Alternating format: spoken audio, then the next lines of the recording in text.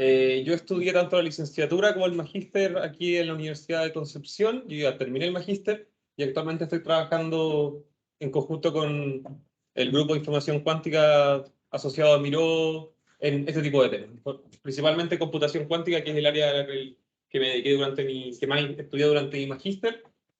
Y en este taller les voy a hablar sobre cómo resolver problemas de optimización con QA, porque ha surgido desde que salió el paper que presentaba QA/OA. Voy a decir QA porque es más rápido, espero me entiendan.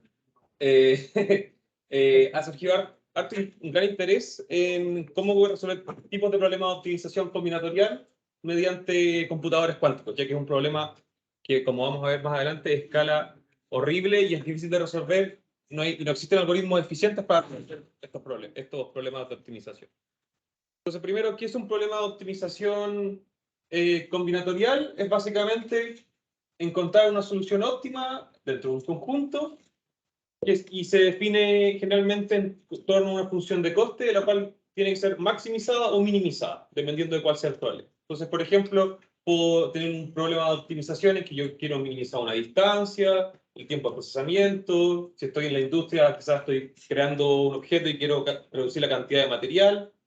Y maximización puede ser utilidades, eficiencia, etc. O sea, uno siempre hay muchos problemas que uno originalmente puede que no vengan de optimización combinatorial, pero los puedo pensar incluso como un problema de optimización combinatoria. Entonces, de la forma más sencilla, ¿cómo puedo expresar un problema de optimización combinatorial? Es maximizar la función de coste, C, de X, donde X va a ser los posibles valores que puede tomar dentro de un conjunto. Y este conjunto además puede estar sujeto a restricciones, o sea, no puede tomar cualquier valor y yo puedo decir que dentro del problema de optimización hay ciertos constraints, como se dice en inglés, que tiene que cumplir X con tal de que yo pueda considerar una solución al problema. Y en el caso específico de problemas de optimización combinatorial binaria, el objetivo es encontrar una cadena de n bits X para la cual Cx es maximal o minimal. Entonces, en el caso concreto de problemas binarios, este X va a ser 0, 1, 0, 0 y así hasta el número de n bits que yo tenga a considerar. Entonces, claro, ese es un problema de optimización y está todo pensado de forma clase. Ahora, ¿cuál es la gracia?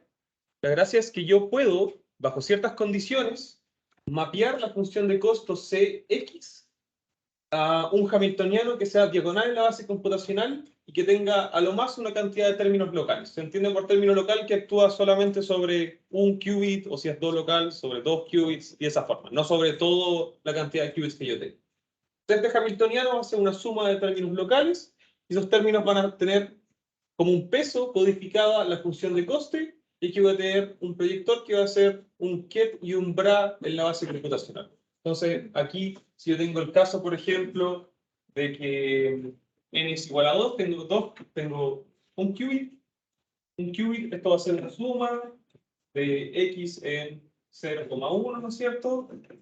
C de x, y reemplazo y va a ser c de 0, 0, más c de 1. Claramente, solución al problema de un qubit no tiene sentido, pero si tengo muchos qubits, esto va a escalar muy rápidamente. Escala como 2 a la n. Entonces, considerando eso, como vimos en la mañana, el método que uno utiliza para resolver este tipo de problemas es utilizar QA/OA o Quantum Approximate Optimization Algorithm, el cual es un algoritmo variacional cuántico muy similar a BQE, que consta de una unitaria que está caracterizada por un vector de parámetros beta y gamma, que se encargan de preparar un estado cuántico y la idea es maximizar una función de coste. Entonces, ahora ya no estoy pensando en la función de coste que era C, sino que ahora va a ser una función de coste asociada al problema cuántico, por así decirlo, que vamos a anotar como F. Y esta F, la idea es que represente el problema, y si yo la maximizo o la minimizo, dependiendo del caso, voy a obtener la solución. ¿Cómo se construye esta unitaria? Consta de dos partes. La primera parte es esta unitaria U, que representa es la exponenciación del hamiltoniano HB, que corresponde al hamiltoniano de mezcla. Y voy a tener otra unitaria que va a ser la exponenciación de H, o la evolución asociada a ese hamiltoniano, que va a representar el problema de optimización. Entonces, este yo lo puedo definir de antemano, y de hecho si uno sigue el artículo original en que se publicó este algoritmo, vamos a tener que el hamiltoniano de mezcla va a ser sumas de rotaciones en X sobre un único qubit, que va a estar dado por esto. Entonces voy a tener una X hasta el primer qubit, otra X en rotación en el segundo, y así hasta que termine los n qubits. Y el hamiltoniano que representa el problema, bueno, ese va a depender del problema. Entonces, ¿cómo uno mapea eso? Bueno, hay técnicas, pero la gracia es que yo, si suponiendo que mi problema de optimización satisfaga ciertas condiciones, yo voy a poder expresarme un hamiltoniano de esta forma. Entonces, si nosotros vemos la unidad, cómo me construyo el estado que dependa de estos parámetros, yo voy a aplicar la unitaria, o el par de unitarias, una p cantidad de veces, y me va a quedar un estado de esta forma, el cual está actuando sobre un psi0. Y el psi0 es un estado inicial conveniente. O sea, yo parto de una base, que va a ser mi primer elemento. En el caso de todos los circuitos que hemos hecho hasta ahora, es el 0, 0, 0, 0. Pero en este caso particular, el estado inicial que se usa convenientemente es este de aquí, que es el estado más n veces. Entonces aquí tengo la Hadamard actuando por 0, que me va a dar este estado de acá, y eso lo tengo para cada qubit. ¿Por qué se hace así? Porque esto básicamente me deja una superposición de todos los elementos de la base. Y esta unitaria que está acá actuando sobre el estado inicial, la aplico p veces, y eso me va a decir, bueno, dependiendo de qué tan difícil es el problema, tengo que aplicarla más veces. O sea, esto me mejora de cierta forma la calidad de la solución. Y este algoritmo sí que es aproximado porque uno quiere encontrar una solución aproximada al problema, lo suficientemente buena como para poder resolverlo. Entonces, si uso más rotaciones, me va a quedar más costoso, pero voy a tener una solución de mejor calidad. Entonces, el objetivo del algoritmo es encontrar los parámetros beta óptimos y gamma óptimos, tales que este estado cuántico me va a codificar la solución del problema y me va a maximizar esta función de coste, que es el valor de expectación del hamiltoniano sobre este estado. Y si yo reemplazo la definición del hamiltoniano que les presenté más arriba, esto se va a reducir a lo que está acá. Lo que tengo acá son una suma de estados de un peso que va a ser dado por la función de coste y el producto interno entre el estado X, que va a representar una cadena de bits, ¿no es cierto? Y el estado que yo me construyo óptimamente. Entonces, yo itero sobre los parámetros de gamma y beta, de tal forma de que esta función f llegue a un máximo, o un mínimo, dependiendo de cómo construye el problema. Entonces, la gracia de todo esto es que el hamiltoniano, como tiene puros términos locales, va a ser diagonal en la base computacional, y esto se puede calcular fácilmente en el computador cuántico. Fácilmente. Y lo que yo tengo después es que para cada cadena de bits, porque ese X representa 0, 1, 0, bueno, una cadena de un número determinado de bits, de qubits, me calculo esta distribución mediante una simulación que va a ser promediando el número de muestras totales, como los experimentos que yo he hecho, con un cierto número de shots. Y así es como me construyo los elementos de esta, perdón, de esta función de coste. Hasta que el momento alguien tiene alguna duda, esto fue un resumen breve del problema de QAOA o el método QAOA que describió Francisco en la mañana. Sí, y en especial, en este taller vamos a responder cómo... voy a dejar esto en... Oh, no, mejor no lo voy a hacer porque lo voy a morir. Vamos a resolver el problema del MaxCat, que es el problema del Maximum Cat. Bueno, este es un problema, antes de decir que es un problema que es NP completo y es muy difícil de resolver en un computador clásico si yo considero un tamaño muy grande. ¿Y qué es el problema? Básicamente, quiero hacerlo para que se vea bien en la pizarra, es trabajar con un grafo, y un grafo, en pocas palabras, es un punto, varios puntos que están unidos por aristas. Esto de aquí es un grafo. El primer nodo, el segundo nodo, el tercer nodo, y esta es la arista que une 1 con 2, esta es la arista que une 2 con 3, y así. Lo que yo quiero resolver en el problema de MaxCat es, digamos que este grafo de acá lo quiero separar en dos conjuntos. Por ejemplo, yo tomo aquí un círculo y voy a tener estos que van a ser estrellita ahora y estos que van a ser círculo todavía. Voy a tener dos conjuntos y este corte va a tener una arista que me conecta ambos conjuntos, que es esta arista de acá y esta arista de acá. Entonces el cat, digamos, que separa estos dos conjuntos va a ser 2, porque hay dos aristas. Lo que yo me quiero preguntar es cuál es la partición en dos que me permite tener la mayor cantidad de aristas que comparten ambos conjuntos. Como ejemplo, tengo este grafo de 4 y voy a representar los distintos conjuntos con colores, color rojo y color azul. Aquí tengo el grafo de 4 nodos y 4 aristas. Y aquí tengo el conjunto en que rojo están los 4 nodos y azul no hay ninguno. Acá tengo el conjunto en que tengo 3 rojos y 1 azul, entonces 3 en un lado, 1 en otro. Y en ese caso, si yo hago un círculo acá, voy a ver que cruza por 2 aristas, esta arista de acá y esta arista de acá. Tengo un valor de max cut igual a 2. Y después en este caso, si aquí yo hago un círculo que se va de los rojos con los azules, de nuevamente tengo 2. Y en este de acá, que spoiler es la solución del problema, si hago un círculo que va a ser en diagonal, paso por esta arista, esta arista, esta arista y esta arista. Así que es 4. Esta es la solución de max cut del problema. Entonces, ¿cómo escala esto? Esto escala como 2 a la n. O sea, hay, en este caso que tengo 4 nodos, n va a ser el número de nodos, tengo 16 posibles elecciones. Entonces es fácil ver que si yo tengo un grafo que tenga 40, por ejemplo, nodos, voy a tener 2 a la 40 opciones donde elegir. Así que ahí ya la cosa se complica y un computador clásico no lo puede resolver de una forma eficiente. Entonces, lo que nosotros hacemos primero es confiar que, bueno, yo les di el ejemplo con pelotitas de color rojo y azul, pero esto yo lo voy a pensar como cadenas de bits, y es que el rojo le asocio como valor 0 y al azul le asocio como valor 1. Entonces, la cadena que representa esta solución de acá es 0, 1, 0, 1. Y como que hay una simetría, o sea, si yo cambio rojo por azul y azul por rojo, me va a quedar que el estado o la cadena de bit 1, 0, 1, 0 también es solución del problema. Entonces lo que queremos hacer es resolver este problema de Maxcat con un computador cuántico. Y para hacer eso lo vamos a hacer con QAOA. Entonces, ya bueno, me van a decir este es un problema que no le veo mucho el sentido. ¿Sí? Cuando tiene grafos con otras formas, ¿cómo lo codificas como binario? En este caso es como una cadena cerrada.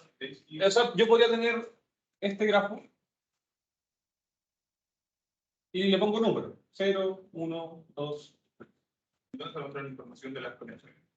Este es 0, 1. Este de aquí es 1, 2. Claro, Y este de aquí es 1, 3. Pero como número binario, ¿cómo sé cuáles bits están bien conectados con cuáles? Pero cuando haces esa cadena como de 1, 0.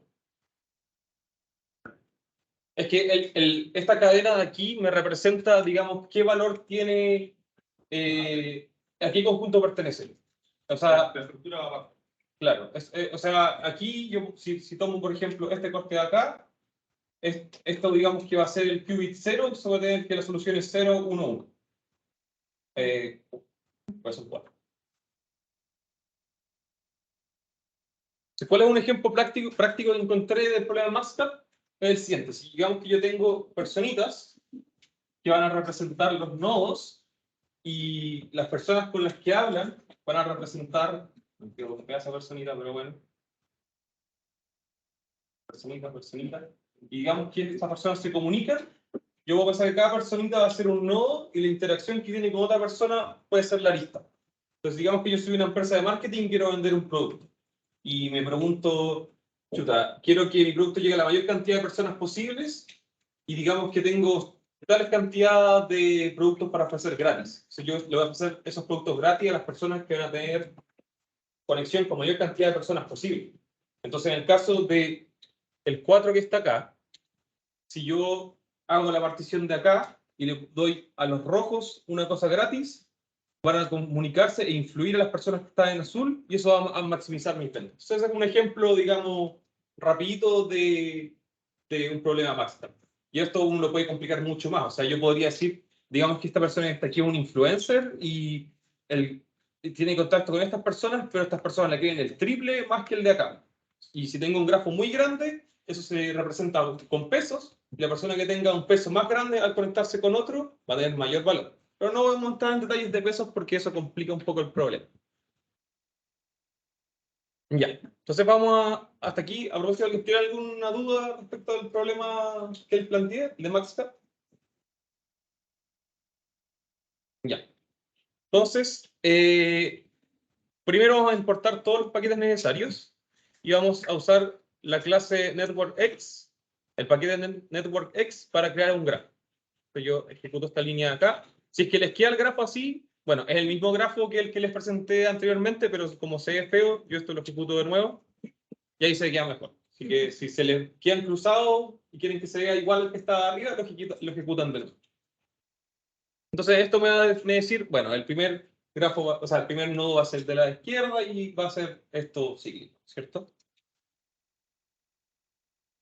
Ahora, ¿cuál es el hamiltoniano asociado a este problema? De forma general, va a tener esta forma de acá. Aquí incluí los pesos y estos I y J, estos valores de I y J, son tales que me representan la conectividad entre los nodos. O sea, si yo tengo, por ejemplo, en este caso de aquí, tengo 1 y 2. Yo tengo el peso asociado a, por ejemplo, digamos que acá tengo otro que está solo asociado a ese.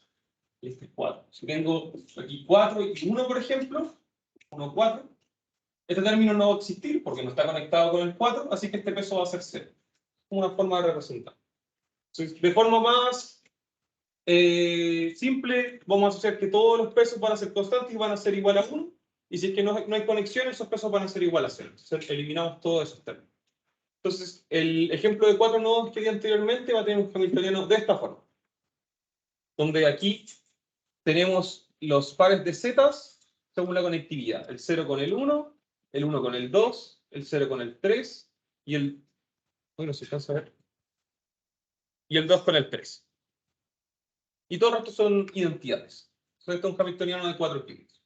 Y siguiendo la regla o la expresión de hamiltoniano de mezcla que se presentó en el artículo original, simplemente tenemos compuertas X que actúan sobre cada qubit por separado. Este actúa solamente sobre el primer qubit, segundo qubit, tercer qubit y el cuarto qubit.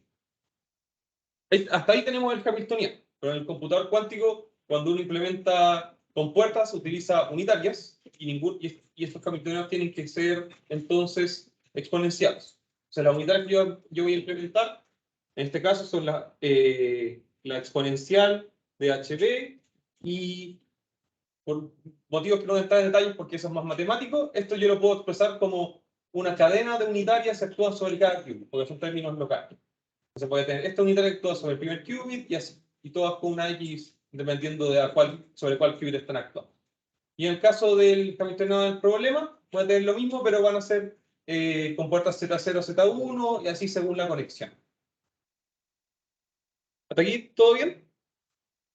Ya. Entonces, el primer ejercicio es, notando que la unitaria de mezcla son simplemente, ahí dice rotaciones, pero en realidad son solamente compuertas X actuando sobre cada qubit exponenciadas. Bueno, eso en realidad es una rotación. El objetivo es escribir una función que me tome un parámetro beta y me entregue un circuito que implemente dicha unidad. Y para eso, como forma de spoiler, tienes que usar la compuerta RX. Esta compuerta ahí les dejé un link de cómo se implementa, pero de todas maneras, aquí tengo como un comentario con más información. Así que les voy a dar 5 minutitos, y lo menos yo creo, depende de cuánto se demoren, y continuamos. Bueno, el número, me faltó agregar aquí, el número de qubits va a corresponder al número de nodos del grafo. Entonces yo puedo extraer el número de nodos con esta función y me va a quedar que tiene 4 qubits.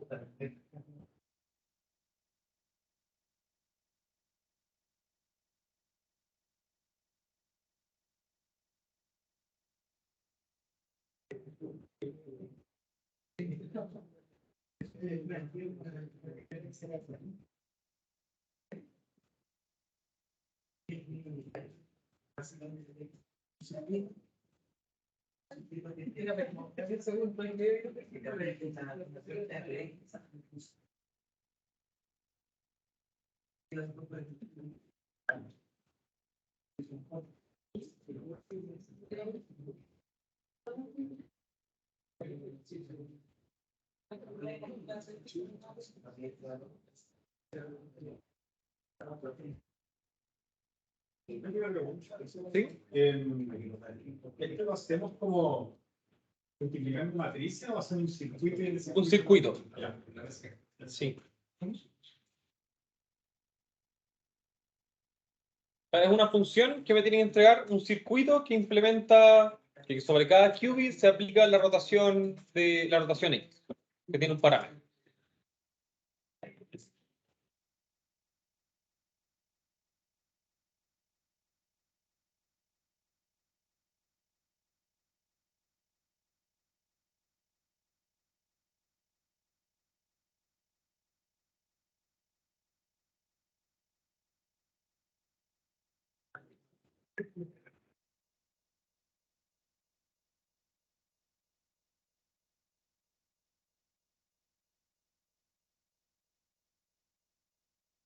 ¿También dónde está el link para ver cómo está la RX?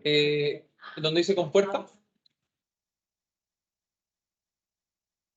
Compuerta de RX en el ejercicio.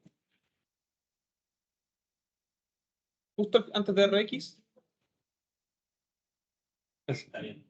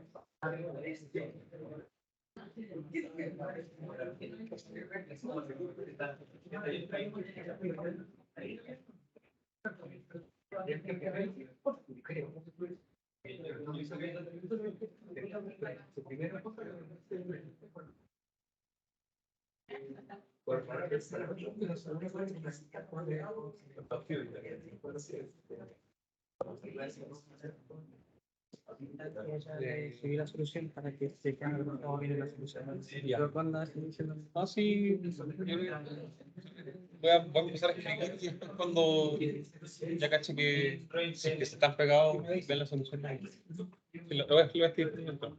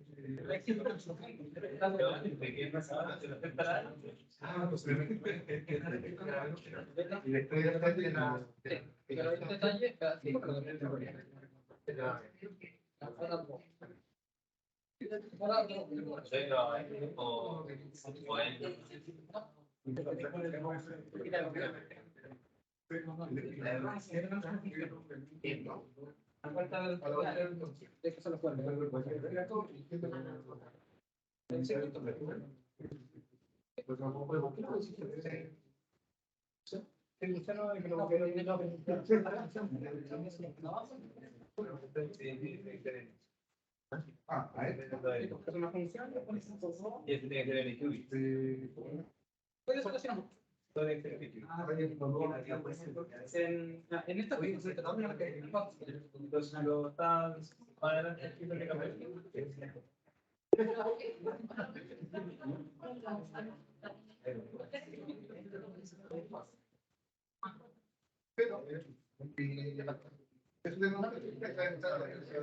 ¿Cómo funcionaría?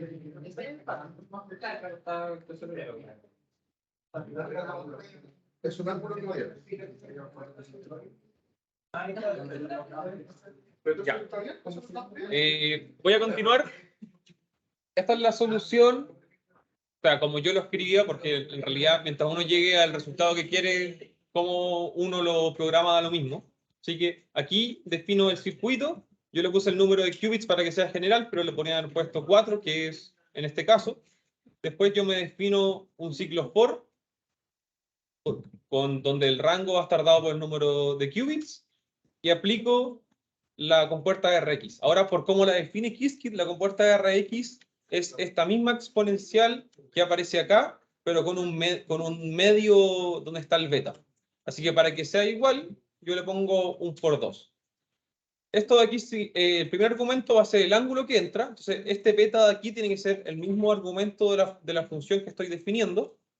Y el segundo argumento va a ser el qubit sobre el cual actúa. Y como esto es un ciclo for, primero va a actuar sobre el primer qubit, o el qubit 0, el qubit 1, el qubit 2 y el qubit 3. Y ahí tengo los 4 qubits. Y una vez que eso está listo, quiero que el return, lo que me regresa, sea el circuito. Entonces yo aquí tengo un parámetro de prueba, que lo voy a llamar beta para que se vea más bonito. Ejecuto la función con este parámetro beta y lo dibujo. Y al dibujarlo me va a quedar así. Aquí tengo la primera parte del programa de QA/OA, que es el hamiltoniano de mezcla. ¿Todo bien? Ya. El segundo ejercicio va a ser implementar la otra unidad. Entonces, si yo hago el cálculo de E exponencial de I, teta, z, producto tensorial de z, me va a quedar una matriz de este tipo. Y este tipo de matrices yo las puedo construir con la compuerta RZZ de X. Aquí, por si acaso, está el link de la compuerta. O sea, ahora el objetivo es definir una función que toma el parámetro, aquí debería decir gamma, no beta, el parámetro gamma, y entregue un circuito que implemente dicha unitaria. Aquí yo les voy a dar un dato. ¿Cuál es la conexión que tiene que haber? Es la conexión dada por las aristas. Entonces la conexión que es de los qubits va a ser la conexión de las aristas. Entonces yo con esto que tengo aquí me imprimo una lista que me da los pares de qubits que yo voy a tener que juntar con esta compuerta controlada. Entonces el ejercicio de ahora es similar al anterior, pero ya no es simplemente aquí dejar un ciclo for i, sino que tengo que hacerlo o a mano o con un ciclo for más, digamos, más específico a este caso. Entonces, si ahora, bueno, el primer argumento de la compuerta RZZ es nuevamente el ángulo, el segundo argumento va a ser el qubit de control y el tercer argumento va a ser el qubit objetivo. Así que los dejo para que ahora trabajen en esta unidad. Yo por mientras puedo corregir. ¿Sí? RX es como el exponencial de la puerta X. Rx es la exponencial de la puerta X. Si tú consideras el ángulo de la Rx como pi medio, si mal no recuerdo, es justo la X.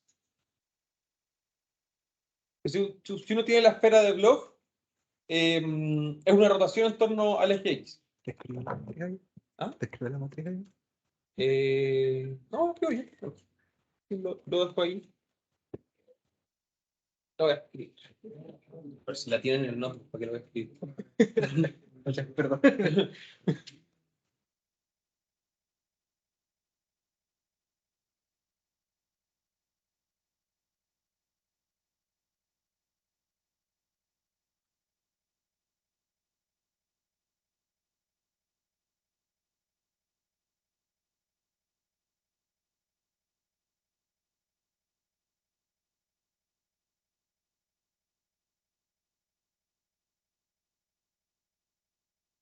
¿Sí? Ah.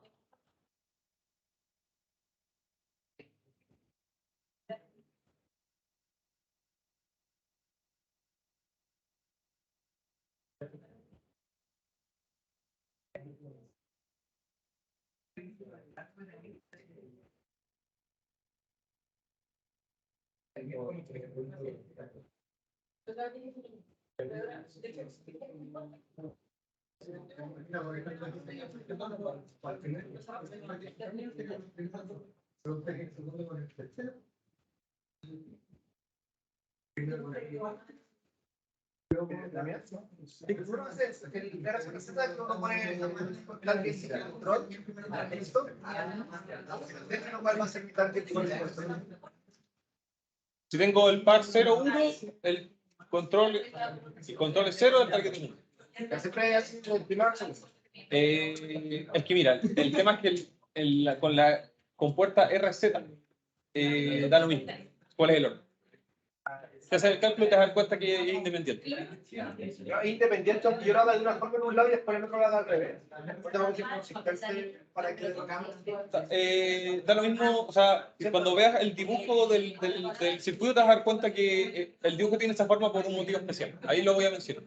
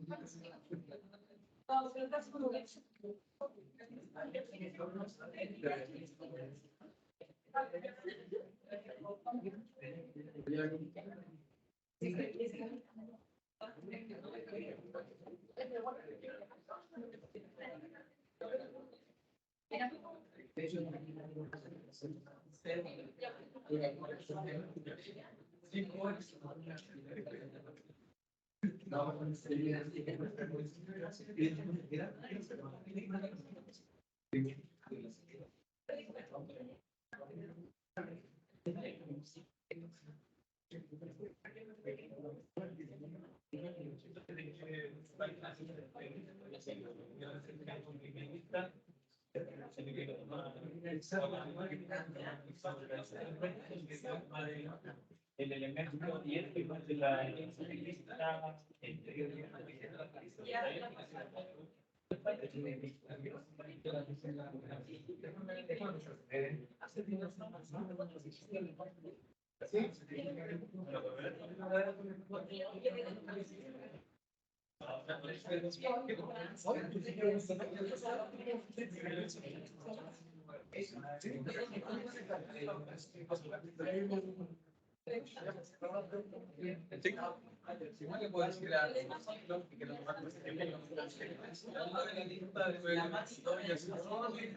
Eso lo indexa. Si yo tengo una lista, si tengo una lista acá, yo saco el primer elemento así y el segundo elemento así.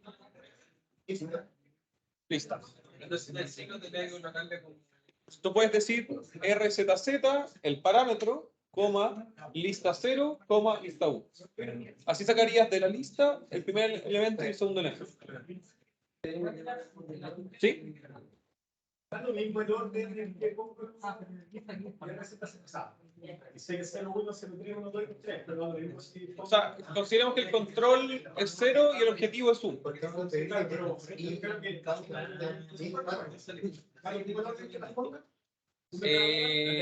Sigue el orden de las aristas. Sigue el orden como te lo está entregando la lista de arriba. En general no. Puede darse el caso que sí, pero en general no. Así es. Probablemente cíclicamente sí se pueda, pero ahí me queda la duda, tendré que pensarlo un poco más. Claro.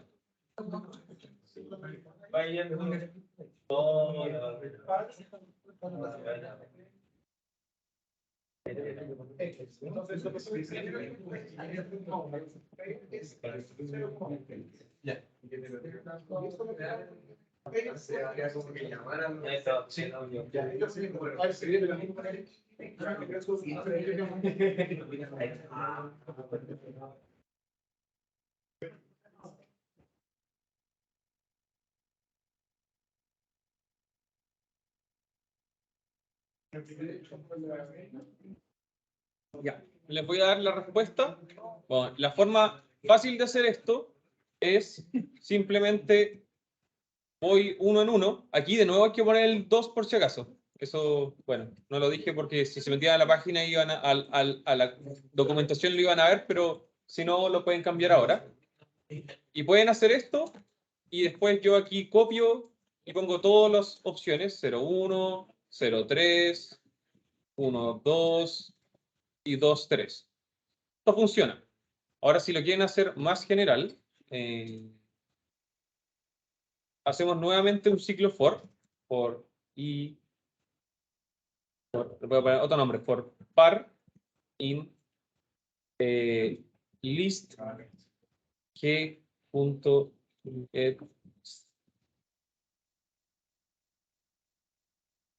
faltó los 2 puntos. O sea, aquí lo que estoy haciendo, lo que estoy diciendo es, de esta lista, agárrame el primer ejercicio, el primer par, el segundo par, el tercer par, porque esto aquí es una lista. Entonces, el par igual 0 va a ser este par de aquí. El par igual 1 va a ser este, y así sucesivamente. Entonces, esto es más compacto. Y después qch.rzzz 2.gamma. Este gamma de aquí tiene que ser el mismo de arriba. Y aquí pongo par 0, par 1. Y ahí está lista la unidad. Esta es la forma compacta. O sea, la gracia de hacer, y es bueno que uno se acostumbre a hacerlo así, es que si yo lo hago general, yo después cambio el grafo y esta función me va a seguir funcionando. O sea, por eso es que uno trata de hacer las cosas lo más general posible. Porque por aquí también, el número de qubits lo definí fuera, ¿no es cierto?, al principio del código, pero esa es la gracia. O sea, yo podría darle como ejemplo la opción de que reciba el grafo. Recibe el grafo y ahí a partir del grafo yo defino cuántos qubits tiene. O sea, hacerlo mucho más general. Pero para este caso así es suficiente. Yo ejecuto esta celda. Voy a dejarlo, voy a esperar un segundito a que lo terminen de copiar.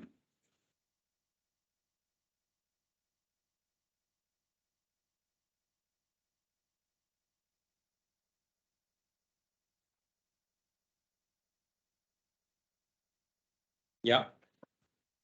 Y bueno, aplico la función, ¿no es cierto?, sobre un gamma cualquiera, porque aquí define un parámetro arbitrario. Imprimo, dibujo el circuito y se va a ver de esta forma.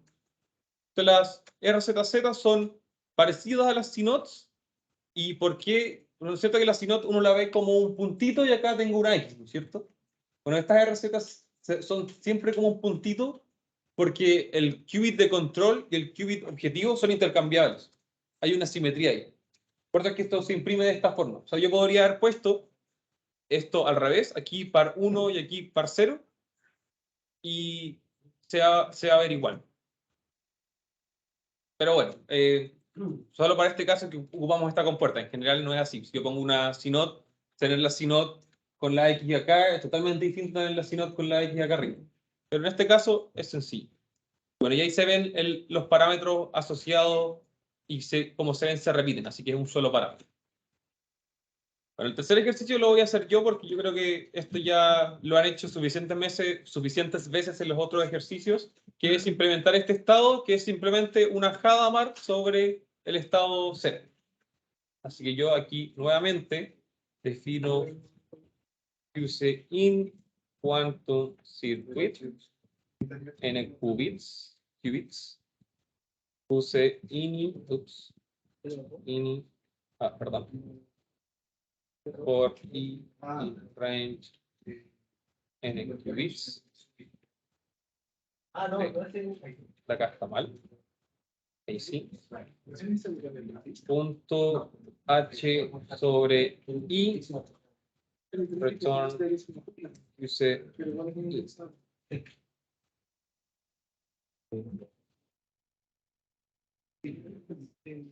les va a entregar el estado que es cada par sobre cada uno. Voy a dejar un segundito para que lo copien y avanzamos.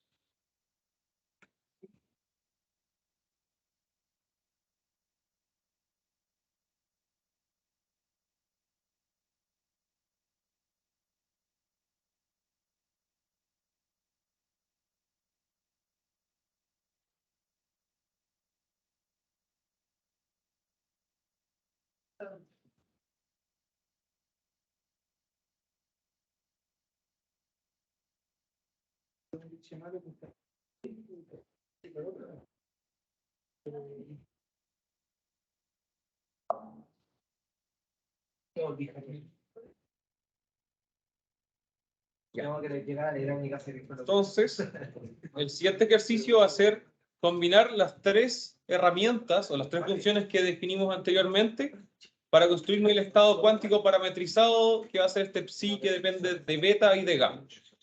Entonces, el cuarto ejercicio es, de nuevo, hacerme una función que tenga como entrada el estado inicial que acabamos de definir, las dos unitarias, que dependen del hamiltoniano de mezcla y el del problema, y que me entregue un circuito que implemente el estado cuántico psi, gamma, beta, gamma. Para recordar, ese estado se construye más arriba así. Vamos a considerar que P va a ser igual a 1. Así que va a ser solamente aplicar la unitaria que depende de gamma, ¿no es cierto? La asociada al... Esa era, se me olvidó cuál era. La gamma era la asociada al problema. Y después la otra que es asociada al hamiltoniano de mezcla. Entonces aquí está cómo se aplica. Y de hecho creo que tengo el torpeo en un comentario para que... No tenía nada de torpeo. Pero ahí está cómo se hacía. Así que les doy 5 minutos para que lo implementen. ¿Cómo uno junta los circuitos? Bueno, aquí dentro yo voy a tener que crearme una variable que va a ser llamar a la función anterior, se me va a dejar un circuito, y después uso la función compose que vimos anteriormente en otros talleres para juntar las tres.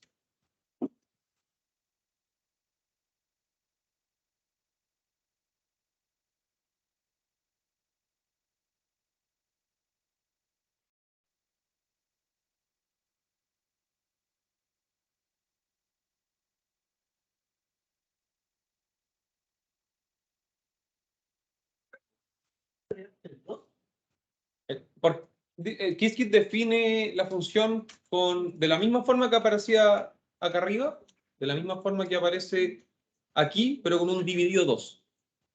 Entonces, para que sea igual, le pongo el por 2.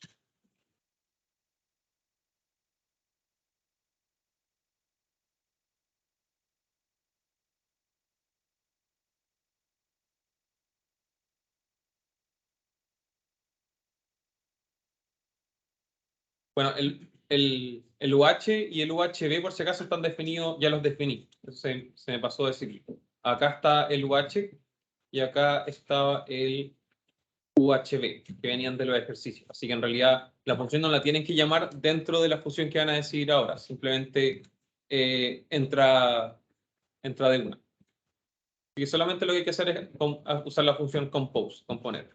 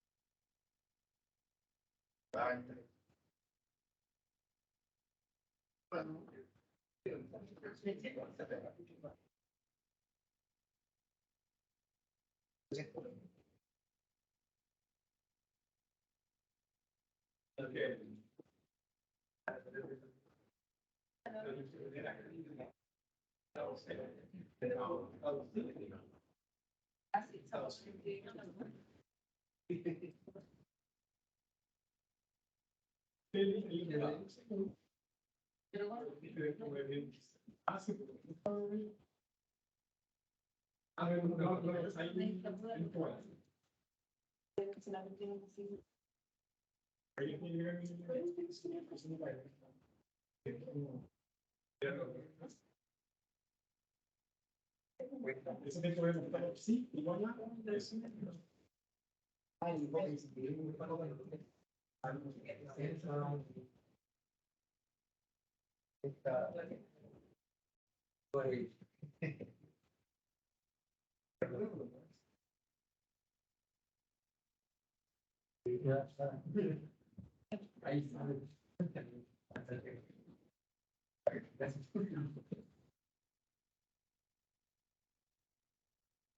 Ya les dejé el spoiler de cómo se hace el primer compose y el segundo spoiler es que todos se hacen igual, cambiando solamente este argumento.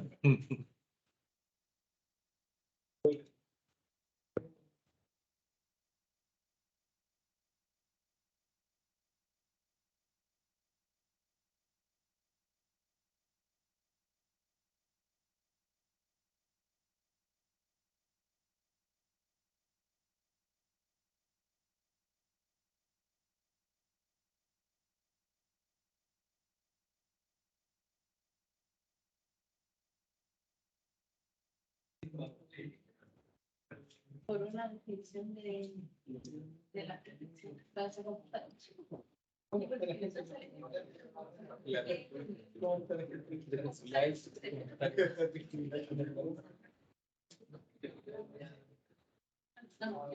El año de la definición también o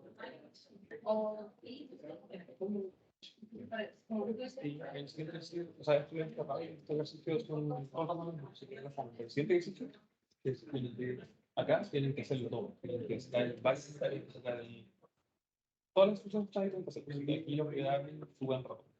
Eso se dan en base.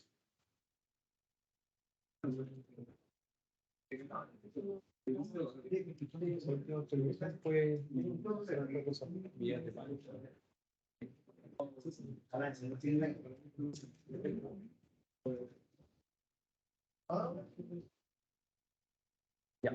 Entonces,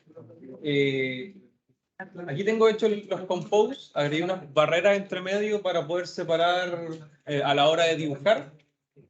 Entonces, primero, al circuito que es vacío, le estoy agregando el estado 0, que definí anteriormente. Esto es sobre qué qubits actúa, y esto de aquí es básicamente una lista que incluye de 0 hasta n qubits menos 1, y le pongo el in place para que me deje el mismo orden de lo cual yo se lo entrego, o sea, 1 a 1, el 0 con el 0, el 1 con el 1. Y después hago lo mismo, pero el siguiente va a ser el otro elemento que definí, que es el UH, y después el UHB. Yo ejecuto esto y me tiro error.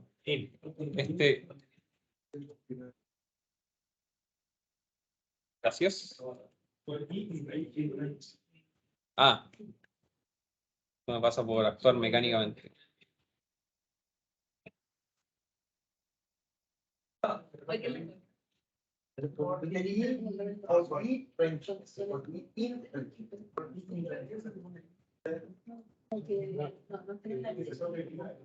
No, ahí está. Sí. ¿Sabes qué? Si lo dejo en este corchete, ahí es como que, en el fondo, esto lo que me está diciendo es que este es el elemento y este elemento me hace una lista siguiendo esta regla. Es como una forma compacta de hacer ciclos forward. Pero me manié, así que por eso quedó como lento. ¿Alguien falta por copiarlo? ¿No? Ya. Entonces, dibujo circuito y son las tres partes que hice anteriormente. El circuito inicial, la... ¿Ah? Preguntan por qué tú le pones bueno, ¿por qué te ponen el corchete, Ya. el compose? Se lo muestro al tiro. Esto de acá, yo lo ejecuto y me va a entregar una lista. Esto es una forma compacta de hacer esto. Range. ¿Sabes que te preguntan por qué él hizo lo mismo pero sin ese y le da lo mismo? No es necesario colocarle En realidad podría haber simplemente puesto esto.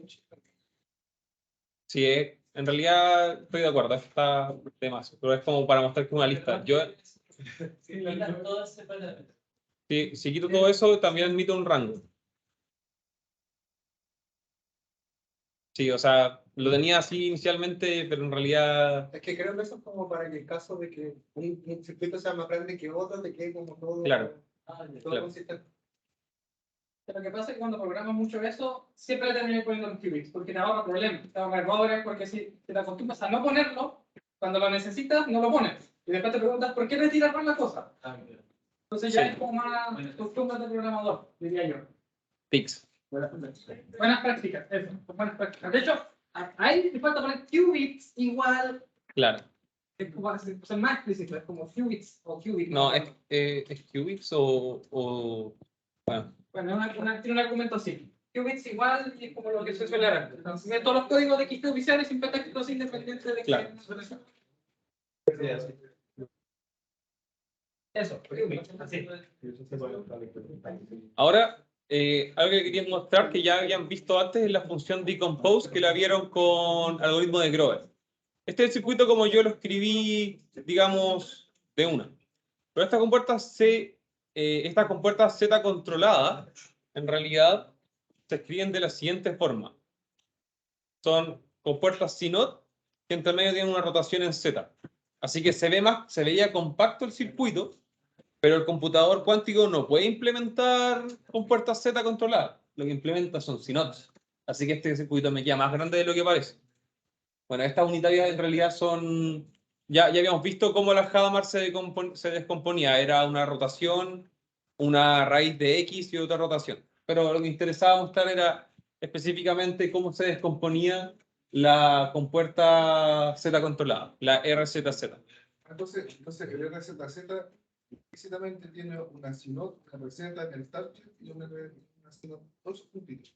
Y Sí. el cable y el cablecito de color. Claro. Ah, ya. Pero si esto yo lo doy vuelta, me va a dar lo mismo. Y eso tienen que hacer el cálculo para verlo. Ya. Sí, o sea, si yo doy vuelta este más, y este para arriba, y esta receta para arriba, me va a quedar exactamente lo mismo. Porque en el fondo lo que te entrega es una Pero fase. estás controlando el QZ.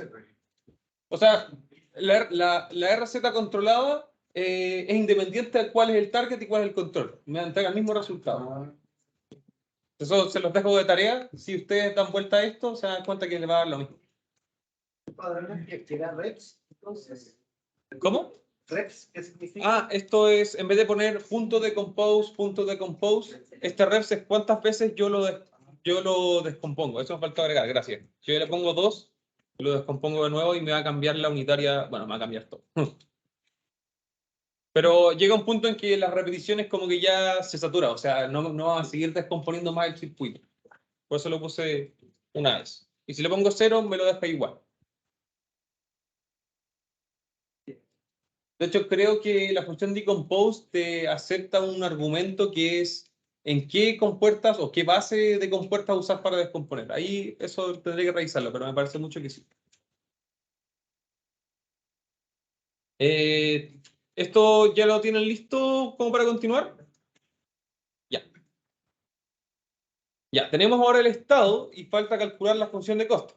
Entonces, recordemos que esta es la función de coste donde entra el hamiltoniano y me va a quedar este término de acá. Entonces, tengo que buscar una forma de calcular este término de acá. Esto claramente se ejecuta en el computador cuántico, o sea, para cierto estado X, tienen que calcular el producto interno con psi, y además a esa cadena, a ese estado que va a tener asociado una cadena de bits, tengo que calcular la función de coste en ese punto. Entonces, eso, detalles de cómo yo interpreto la función objetivo CX asociado a backscat, lo vamos a ver más adelante. Pero lo que quiero que hagan ahora es un ejercicio que va a ser más largo que los anteriores, y es que utilizando las funciones anteriores, me construyan una función que mida el circuito en la base computacional, está mal escrito, para obtener esta cantidad, usando el simulador de Iron. Entonces, ¿qué tiene que tener la función de entrada? Los ángulos gamma y beta, y el número de shocks con los cuales uno va a simular esta cantidad. ¿Y qué me tienen que entregar de vuelta al circuito? El número de cuentas asociadas a cada cadena de bits X. O sea, lo que me tienen que entregar, si que se acuerdan de los ejercicios anteriores, es lo que llamaban counts o cuentas. Aquí tengo el paso a paso en comentario para que lo intenten solucionar. Si tienen alguna duda, yo las puedo ir respondiendo entre medio. Pero me pasa que el ejercicio lo puede dar harto tiempo, unos 10 minutos. Entonces, ven.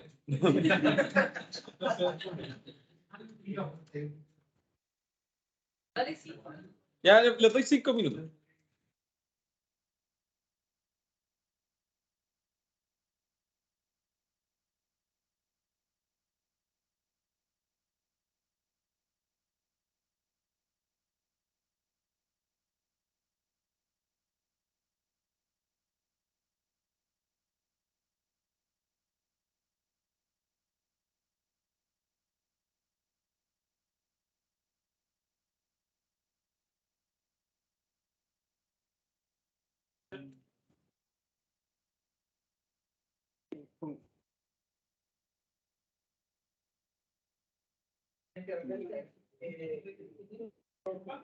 ¿Sí? Dice como de fugas unitarias.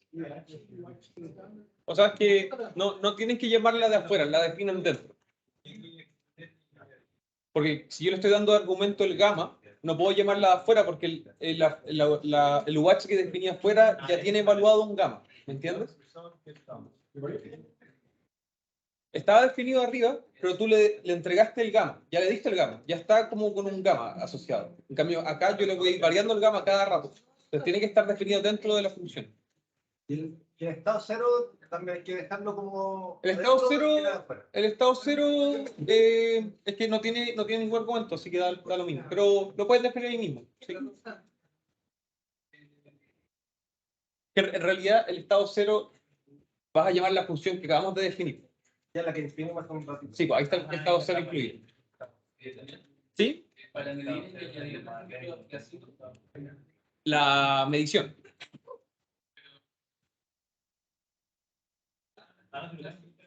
¿Sí?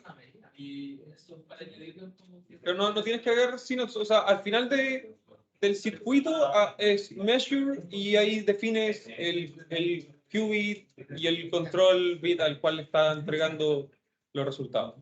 Pero, por ejemplo,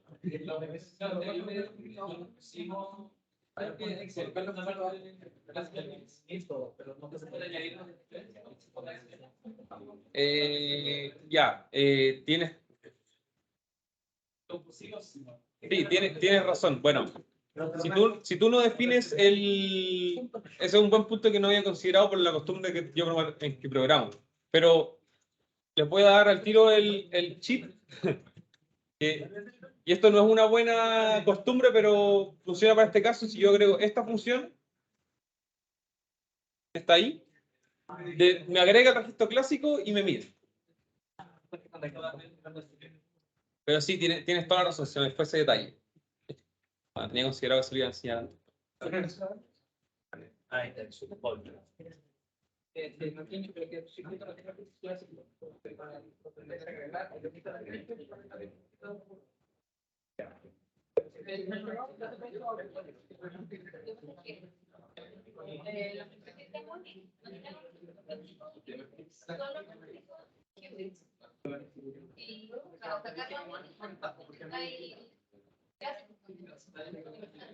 esta cosa hace que se creen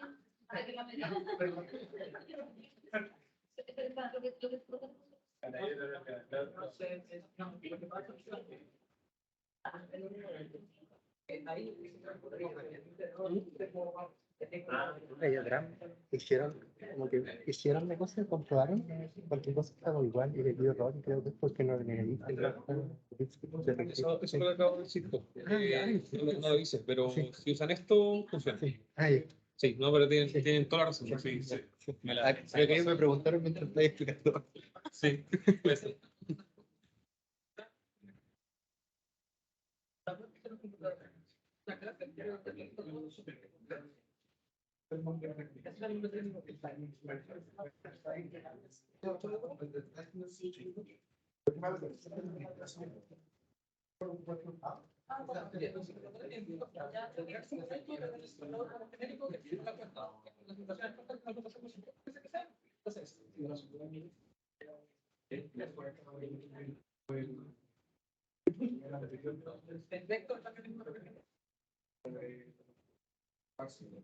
Es el mismo que el Car Simulator, pero es la versión antigua. La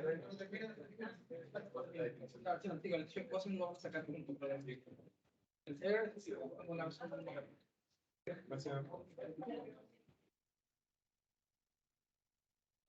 Sí. No sé si está bien.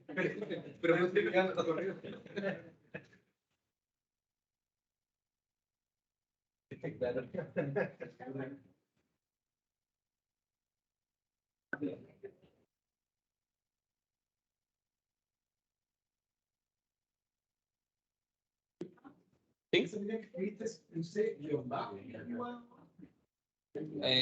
Aquí me comí el guión bajo. Sorry.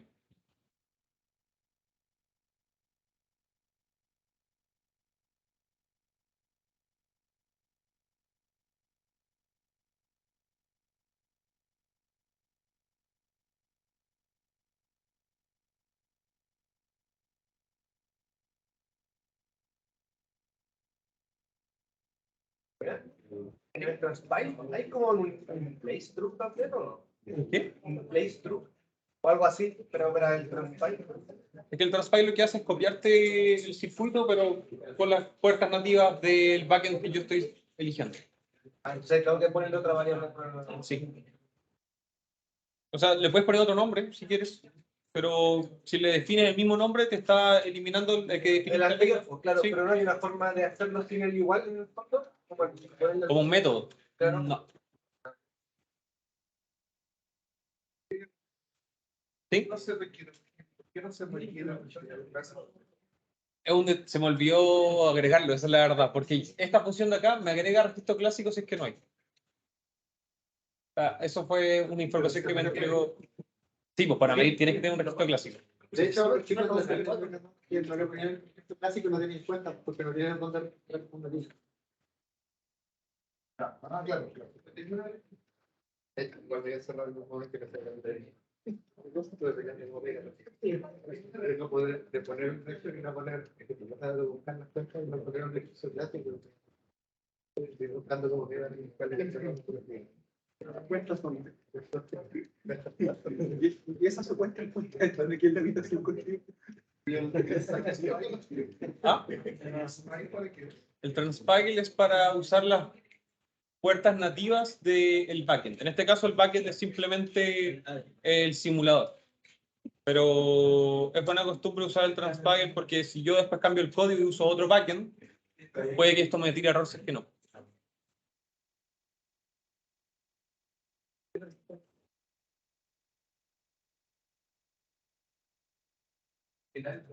Ya. Les entrego la solución. El backend lo defino de esta forma. R.getBackend que me entrega un backend, digamos, un simulador en este caso, que va a ser el Air Simulator. Aquí tengo que definir las unitarias dentro de la función y no afuera. Las defino adentro porque este gamma y este beta van a ir cambiando. Entonces, si lo llamo desde afuera, el gamma que definía afuera ya está fijo, por así decirlo. Entonces, esto hace que al definirlo aquí vaya variando acorde al input que yo le estoy dando. Cuando uno crea una función, siempre tiene que uno fijarse Ya, este es el input que me están pidiendo, el input que yo quiero darle. Y tengo que acordarme de ponerlo después en mi función. Así que eso es un buen detalle. Tengo mis unitarias. A partir de esas unitarias ocupo la función que definimos anteriormente para construirme el circuito con estos inputs, ¿no es cierto?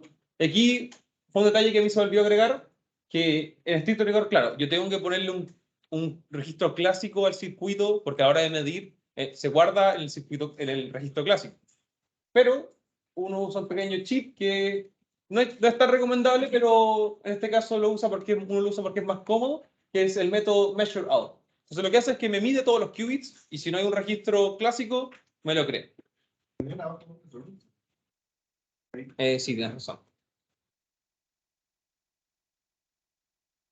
Después, entonces ya tengo, hasta aquí tengo el circuito con todas las puertas del circuito QAOA y las mediciones.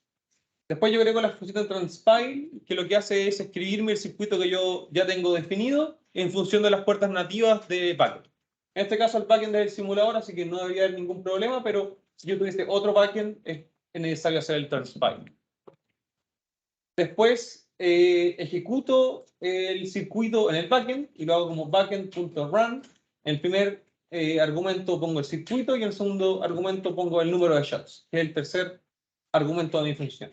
Y para obtener el resultado pongo .result y para obtener las cuentas uso el método result.getCounts y ahí enterarlo.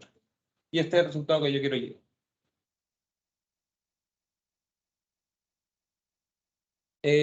¿Puedo continuar? Ya. Entonces, vamos a tomar, por ejemplo, los ángulos gamma igual a beta igual a 10 y 100 cuentas. Y voy a obtener un diccionario que va a tener el número de cuentas asociado a cada cadena de bits. Entonces, el bit 0001 se midió 2 veces. El 1101 se midió 4 veces. Y así sucesivamente con todas las cadenas posibles. Entonces, bueno, en general uno esto lo interpreta con un gráfico de histogramas, pero no lo puse porque en realidad todavía no tenemos lo que queremos obtener. Esto es uno de los pasos, que es calcular este valor de acá. Pero tenemos que construirnos la función de coste, FP, que tiene incluido la función asociada al problema de Max-Cut. ¿Cómo vamos a hacer esto?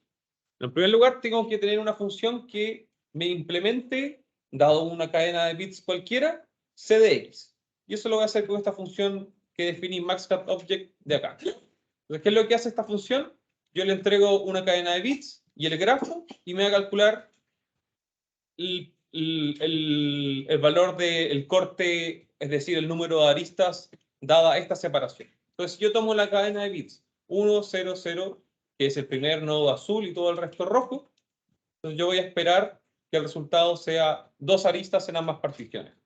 ¿Por qué esto es tan negativo?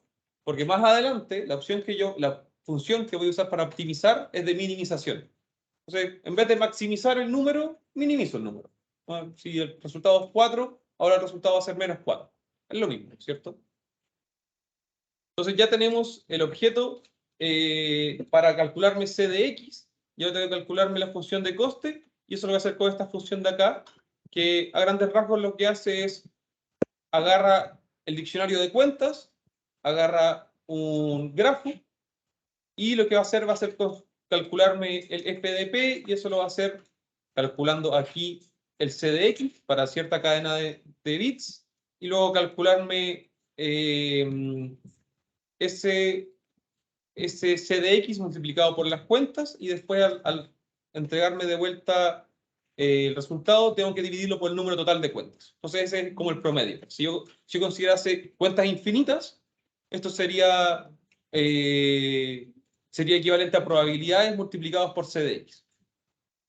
Porque nosotros recordemos que yo no puedo calcular probabilidades exactamente. Lo que yo calculo es un muestreo, dado un número de shots, y eso lo tengo que dividir por el número de shots, y es como una aproximación de la probabilidad.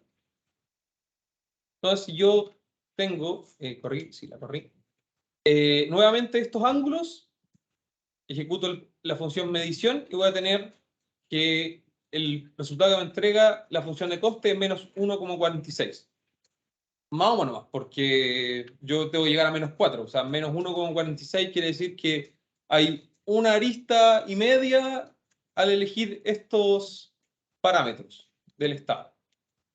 Entonces, ¿cómo yo ahora mejoro esto? Bueno, o sea, mejoro esto, implemento la rutina completa de QA/OA, es haciendo la optimización.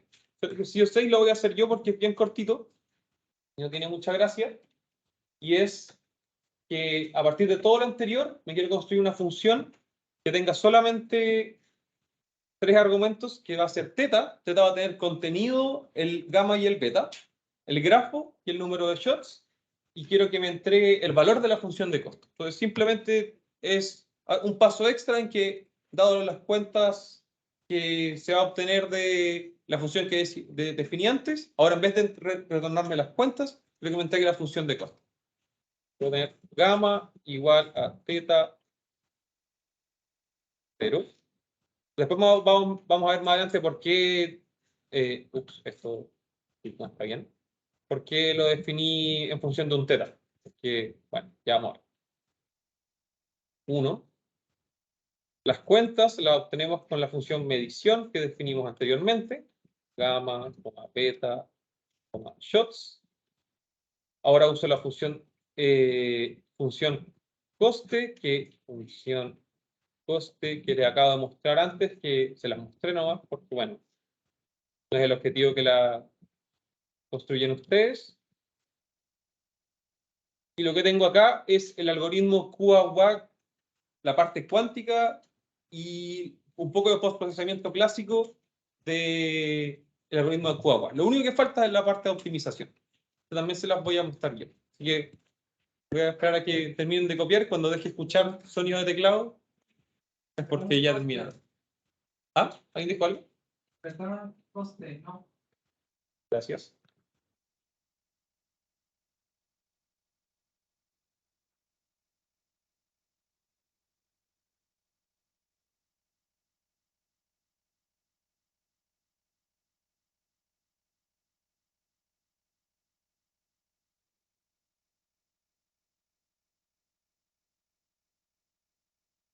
Ya. Entonces tenemos listo esto y ahora solamente queda minimizar y vamos a usar el paquete de SciPy, que es un paquete súper conocido de Python. Vamos a definir un número de shots. Aquí bueno, la función minimize requiere de argumento una función que tiene un solo argumento que va a ser los parámetros en forma de lista. Por eso es que aquí yo voy a usar una función lambda que va a agarrar la función anterior y solamente va a tener como argumento θ, porque aquí yo voy a definir el grafo y el número de shots correspondientes. Y voy a utilizar de θ inicial, porque yo tengo que partir del, bueno, no necesariamente tengo que, pero tengo que elegir una semilla inicial, unos ángulos iniciales. Entonces aquí tengo el θ inicial, aquí tengo la función que está basada en lo anterior, y como método elegí copy, que es un método que funciona bien en estos casos cuando no hay ruido y va a ser suficiente para encontrar mi solución. Entonces yo ejecuto esta celda, demorado un poquito porque está haciendo la optimización, y va a llegar que el resultado que me obtuvo es -3. Ya, casi -3. Y me dio estos resultados de parámetros. O sea, este sería el gamma y el beta que salen después de hacer el proceso de optimización. Entonces, el ejercicio SIDE también lo voy a hacer yo, y es, dado estos parámetros óptimos que yo obtuve, entre comillas, ¿cuál es la solución que yo tengo al graficar las cuentas? Entonces aquí vuelvo a usar mi función de medición, results.x 0, results.x 1, shot, y plot histogram counts. Y este es el resultado al que yo llego. Bueno, que lata que esté en el fondo negro, pero ¿En settings puedo cambiar? sí, pero creo que se reinicia el notebook. Me voy a arriesgar. Bueno, ya. Hágase luz. O sea, este es el resultado que me entregas viendo las cuentas. ¿Se dan cuenta? Valga la redundancia. Los valores más probables de medir es el estado 0101 y el estado 1010, que son justo las dos soluciones que nosotros queríamos encontrar. Y bueno, entre medio hay otros estados. De hecho, si se dan cuenta, el 0011 tiene un valor de maxcut, tiene un valor de 2 de la función de coste. Este tiene valor de 2, este tiene valor de 2. Sí, claro, es una mejor solución que nada, pero es erróneo. Entonces, lo que les voy a mostrar que yo ya hice es agarrar todo lo que hicimos anteriormente, construir una función que implemente todo de una, yo le entrego un grafo, le entrego un θ, me implementa todo QAOA, pero la gracia que es que este θ de aquí puede tener la cantidad de parámetros, puedo entregarle muchos parámetros, y el programa se va a dar cuenta que si yo le doy muchos parámetros, eso quiere decir que hay más repeticiones incluidas. O sea que ahora ya no estamos considerando P igual a 1, sino que vamos a considerar P igual a 2, 3, 4, 5, que va a depender de qué tan grande sea este θ data. Entonces, dado que no tenemos mucho tiempo, simplemente voy a ejecutarlo y yo voy a crearme otro nodo para ver un problema más interesante, que es este como con forma de casita. Ya son 6 nodos, o sea, van a ser 6 qubits, y aquí yo consideré d igual 3, que corresponde a con cuántos nodos está conectado cada nodo. En este caso va a ser 3. Entonces, primero me voy a construir una función. Bueno, entre paréntesis, en el caso de 4 qubits, de 4 nodos, era fácil ver cuál era la solución. En este caso, ya es un poco más tricky. Entonces, lo que construí fue una función que se llama fuerza bruta, que es probar todas las opciones posibles y que me calcule la función de coste asociada a cada posibilidad y que me quedo con las mejores. Entonces, si yo ejecuto esta línea acá, bueno, y esta función de acá es para dibujar la solución del problema. La solución de ese grafo es el mejor coste que yo puedo encontrar es 7. Y aquí estoy ploteando una de las posibles soluciones, que va a ser 000111. Entonces, si yo aquí hago un circulito, voy a pasar por una arista, 2 aristas, 3, 4, 5, 6, 7. Ahora, hay harta simetría en este problema, entonces yo puedo considerar otra solución, digamos, que esté acá, y también voy a pasar por 7. Y están todas estas soluciones. Entonces yo aquí voy a considerar un P igual 8, y el θ inicial va a ser esta lista multiplicado por 8, entonces me va a dar una lista que va a tener 16 elementos. Entonces yo, si le agrego a mi programa este θ, se me va un poco más, estoy haciendo todo lo mismo que definimos anteriormente, pero el programa está hecho de tal forma de que ahora tiene implementado los bloques extra para tener una solución de mejor calidad. Entonces esto se va a demorar un poquito en ejecutar.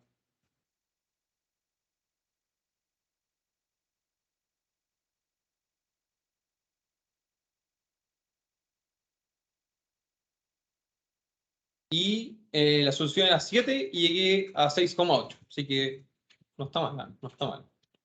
Y veo el resultado a partir de la función anterior y veo que todas las cuentas más probables son las posibles soluciones. O sea, si comparan estos números con los números que estaban arriba del programa de fuerza bruta, van a ser los mismos.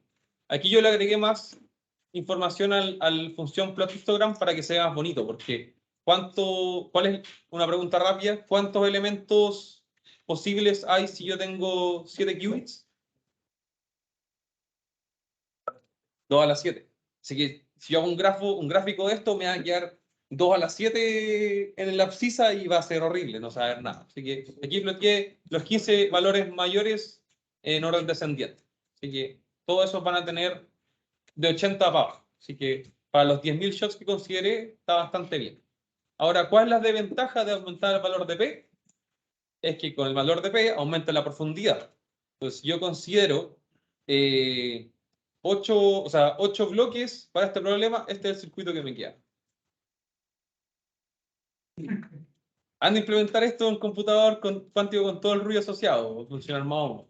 Así que ahí tiene que uno ver el trade-off entre profundidad y calidad de la solución que me va a entregar.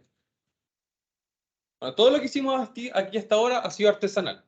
Y Qiskit claramente ya viene de vuelta y tiene esto implementado en una rutina que es Qiskit Algorithms, que lo voy a pasar rápidamente, pero es muy relacionado a lo que dijo Francisco en su charla, que es considerar un problema cuadrático.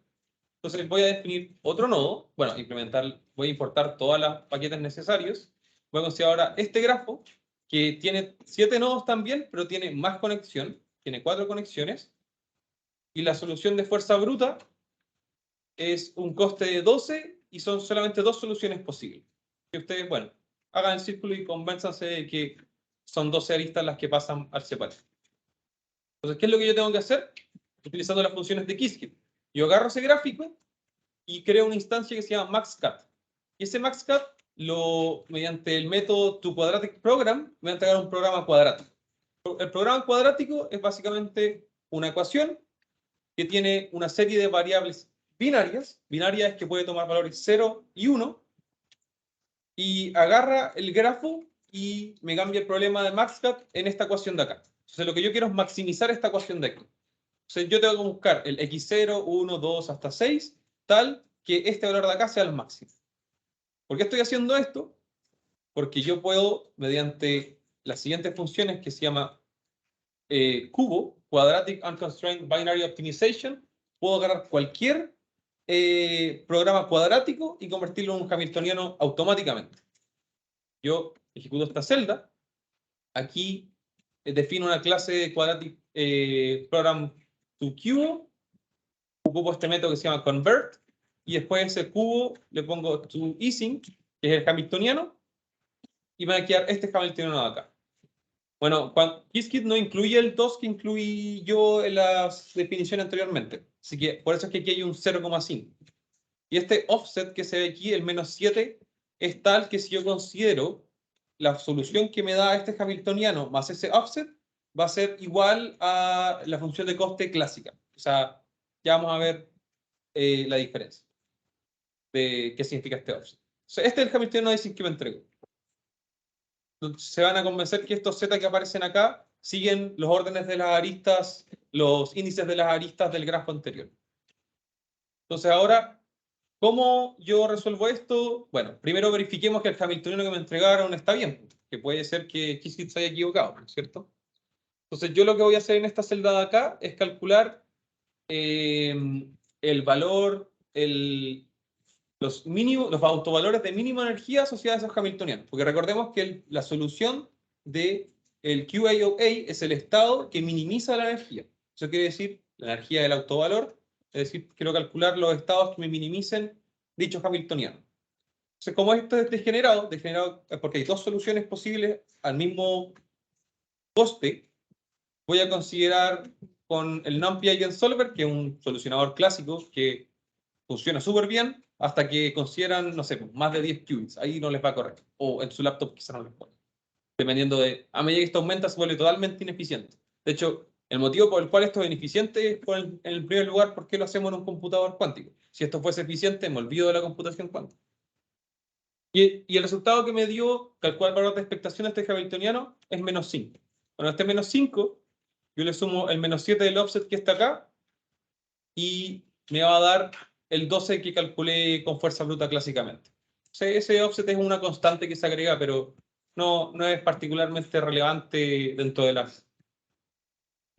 del cálculo que vamos a hacer a la hora de optimizar.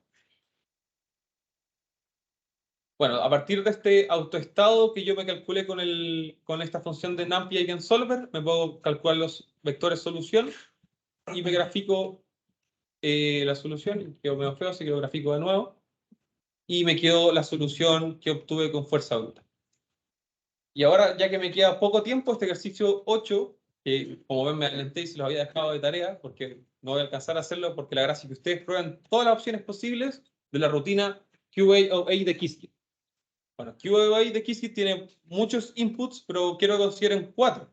El primero es el sampler, que la gracia del sampler, esto es, digamos, algo bastante nuevo dentro de los paquetes de Qiskit. Básicamente lo que hace es simular el muestreo del circuito para obtener cuasi distribuciones. Esto es equivalente a cuando yo pido calcular las counts, solo que en vez de cuentas me va a dar cuasi distribuciones de probabilidad. Es lo mismo que una distribución de probabilidad, solo que la suma de las la suma de todas las cuasi distribuciones me da 1, pero pueden haber valores negativos. Y una probabilidad negativa, así que no se puede. Pero con cuasi distribuciones se puede. ¿Por qué hace esto Qiskit? Es porque esto está pensado para implementar rutinas de corrección de errores, o sea, mitigación de errores. Y esas rutinas te entregan los resultados a veces como cuasi distribución. Eso no nos va a interesar a nosotros. Lo que sí nos va a interesar es que dentro del sampler yo defino la cantidad de shots con los cuales yo voy a ejecutar QA/OK. Así que eso se los entrego ahí. Después, lo segundo que yo necesito es un optimizador clásico. Hay optimizadores clásicos dentro de Qiskit, tengo muchos. Uno de ellos es el Covile que yo ya utilicé. Yo puedo darle muchos parámetros a los optimizadores, pero nos vamos a quedar, o yo les recomiendo quedarse con solamente el número de iteraciones. O sea, cuántas veces yo itero para cambiar los parámetros. Después puedo definir el número de bloques alternantes. Si pongo reps igual a 1, probablemente la solución me va a quedar pésima. Pero si yo le pongo reps igual a 100, va a estar como 10 minutos o más ejecutándose. Así que ahí tienen que ver el trade. Y el estado inicial, pueden usar el que ya construimos, que es simplemente una Hadamard actuando sobre cada qubit inicial. ¿Cómo obtengo el resultado? Bueno, todo lo que ustedes ven se puede también ver en la rutina. Aquí está el link de la rutina de QA/OA. Y uno calcula el valor de mínimo, el eigenvalue, el mínima energía, digamos, asociado a un operador. ¿Cuál es el operador que va acá? Es el hamiltoniano que definimos aquí, el qubit operator. Entonces ahí, si les gusta después, pueden incluso modificar el grafo para probar con otras cosas, con otras configuraciones para que ustedes jueguen, pero la gracia es que aquí tienen ya las bases y el objetivo que yo les doy es que logran obtener con QA/OA el resultado de este problema. Bueno, en el notebook que le subió Luciano está una solución que yo hice sencillita, pues se me ocurrió, pero la gracia es que vayan probando después con otros grafos, otros optimizadores quizás, vayan viendo cuánto tiempo se demora. Y todas las funciones que están aquí abajo más adelante simplemente las ejecutan y es para poder hacer el gráfico de histogramas, que va a ser un gráfico de cuasi probabilidades, que va a ser equivalente al gráfico que hicimos acá, y la solución del grafo que va a estar así. Así que eso los dejo de tarea. Te lo mostraría ahora, pero ¿dónde está la gracia si les doy la respuesta? Así que esto es todo lo que tenía para presentarles. Las referencias son el artículo original de Pari, que no tienen para qué leérselo, pero para que sepan, para citarlo. Y los siguientes textbooks de Qiskit que me sirvieron de inspiración para armar todo el curso.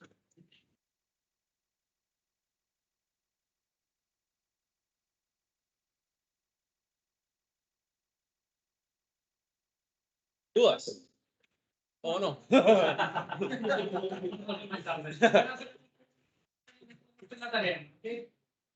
Eso. Nos vemos mañana a las 9 de nuevo, ¿ya?